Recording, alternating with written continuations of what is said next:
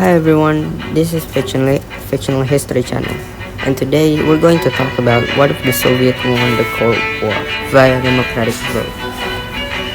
Before the end of World War II, there's a meeting in Yalta, and it's called the Yalta Pact, where the main leader of the Allied power opened discussion about the fate of Europe.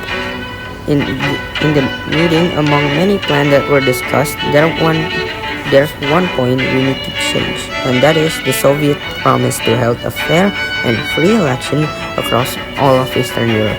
And while the Soviet promised to hold this election, the election wasn't exactly a fair one. The Soviet constantly intervened to ensure the communists stayed in power. For more of information, check out this video by Possible History, and I'll put the links in the description. He will talk about it much better than I am. So our journey will start in Russian Civil War.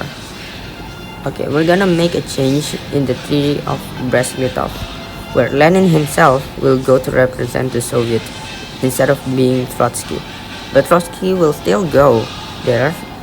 Then he will be discredited because of his plan, and we have subsequently removed him from power, and to an extent remove one of Stalin's biggest paranoia before he takes on power. After done with that, we will change a few battles in the Civil War, like the White Army do some more mistake, which is very possible considering their incompetency, the Soviet winning the Polish-Soviet War with an early peace treaty, not enough to make a significant change, but enough to make the Soviets stand in a better position post-war. Also, we will make so that after the war ended and Stalin take over, we will make Stalin to centralize the entire Soviet Union instead of decentralization to make all governing easy. We'll jump immediately to the invasion of Poland, assuming that we doesn't butterfly too many things away, where with the better Soviet position in Eastern Europe, the Molotov-Ribbentrop Pact will be more in favor in the Soviet. I could honestly see the Soviet border with Germany to be changed, where in our timeline it was somewhere, the line was somewhere with modern Polish border. In this timeline it would be somewhere along Vistula River, and the Soviet will probably get all of Bukovina and not just the north part of it, as well as Bessarabia, Baltics, and maybe push farther to Finland. But the real kicker are in the invasion of France and the Benelux country, where the miracle of Dunkirk just straight up didn't happen. This will make the British a white peace with the German. Now, the purpose of this white peace is not because the British gave up to the German, but to set them up ready for a round two with the German when the German was invading the Soviet. It's sort of an armistice. And this also will sway the Spanish to join in the Axis, gaining French Morocco and British Gibraltar, which will be important later. All this will also alert the Soviet that the German will eventually prepare to invade them. With no front in the West, they will focus all of their army.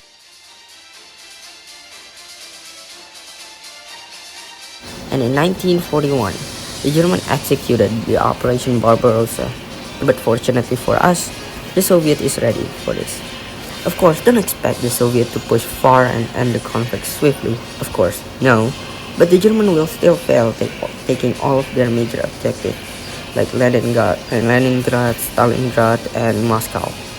And in 1942, the British and the American will join in the West and liberate North Africa. Then for the Spanish entry into the Axis is important, as allies will start push from Southern Europe, mainly Spain, which will collapse rapidly. The German will fill up the front with their soldiers while putting puppet regime in both Spain and Italy. They have to come from somewhere, and that somewhere is of course the eastern border.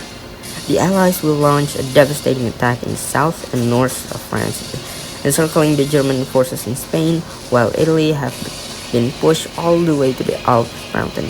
Soviet at this point would have reached the Oder River and liberate all of Eastern Europe. The German quickly collapsed as the West reached the Rhine River in Germany, and the east have reached Austria, Czechia, and the rest of Germany. Okay, for now, we leave this universe with a divided Europe with a roughly similar state to our timeline, and a Japan that I yet to cover. We will dive deeper into the scenario in the next episode. Goodbye, and have a great day. Thank you.